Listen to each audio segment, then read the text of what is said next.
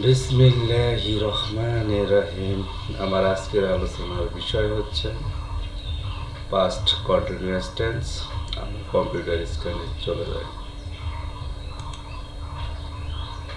Past continuous tense structure হচ্ছে subject plus a.v auxiliary verb was were plus principal verb এর সাথে ING plus object plus extension. We were eating rice at night. তাহলে we হচ্ছে subject, A dot V অর্থাৎ auxiliary verb হচ্ছে were plus হচ্ছে PV principal ভার্বের সাথে ING যোগ প্লাস হচ্ছে object rice plus at night হচ্ছে এক্সটেনশন। আমরা এখানে বিশেষ করে মনে রাখব প্লুরালের ক্ষেত্রে ব্যবহার করা হয় ওয়ার আর সিঙ্গুলার ক্ষেত্রে ব্যবহার করা হয় ওয়াজ।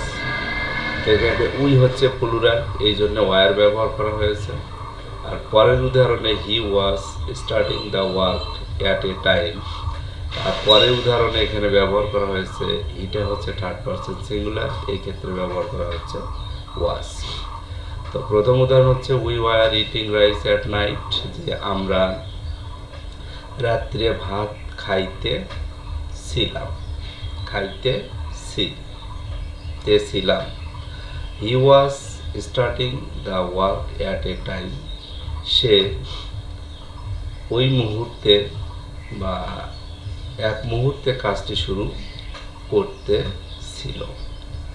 তো পাস্ট কন্টিনিউয়াস টেন্স চিনার উপায় হলো বাংলা ক্রিয়ার শেষে তে ছিল, তেছিলাম, তেছিলে এই কথাগুলো উল্লেখ থাকলে সেটি পাস্ট কন্টিনিউয়াস টেন্স হয়, অর্থাৎ অতীতে কাজটি চলতেছিল। তো আজকে আমার ক্লাস এই পর্যন্তই।